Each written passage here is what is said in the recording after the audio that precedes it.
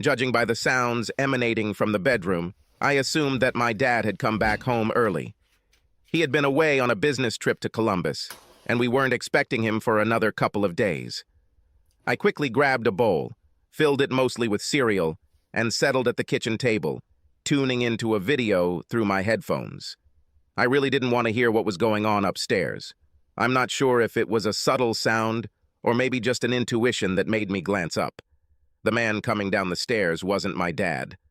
"Who the hell are you?" I asked, startled, as he paused halfway down the staircase. Your mom said you were at a friend's." "Who are you?" I reiterated. "I'm a friend of your mother."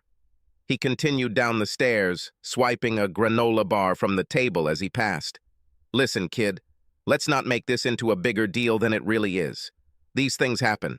You'll understand when you're older," he said, appearing to be around 40. "Put the bar down," I replied in a voice that even startled me. He dropped the granola bar. "Of course, young man. No problem. If I ever see you again, I'll send you to the hospital." The man stopped and looked at me. "Seriously, I get it. But don't go overboard. I respect your concern for your father, but don't bite off more than you can chew.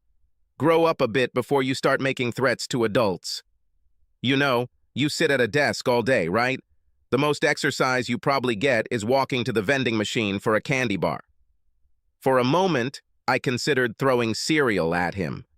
"Face reality. You're older, slower, and you have no stamina. I'm 16, so maybe you're stronger than me. But that's about it. Show up here again, and I'll leave you in a bloody heap on the front lawn." He grinned. "All right, young man, point taken." After he left, I wanted to go upstairs and confront my mother. Instead, I focused on calming down and regaining my composure. She would most likely come down soon. The rest of my cereal ended up in the toilet. My stomach was churning, and I couldn't eat anything. I returned to the kitchen. I had taken the necessary measures, and now I waited. Just like her lover, she stopped midway down the stairs, stunned. "Edward, you were supposed to be with the Denzings." "Yes," I replied. "Their grandmother had to be rushed to the hospital, so they dropped me off." "So, did you just get here?" she inquired nervously. "No," I answered. "I saw your friend. How long have you been cheating on Dad?" She hesitated before replying. "It's none of your business. These are grown-up matters between me and your father." "Does he know?" I prodded. Another pause. "Not exactly in that way. Your father is often away and we have issues, communication issues. Let's keep this between us." "Are you kidding me? Do you really think I won't tell him?" "No, Edward, you won't tell him. You won't hurt your father unnecessarily. Second, think about what might happen. He'll never believe you. Third, even if he does believe you, what's the next step? Divorce? You barely see him now, but then you might never see him again, and I'll make sure of it. What if he gets custody? Then I may never see you. No, I'll tell the judge that he mistreated me, that I fear for your safety. But he never laid a hand on you."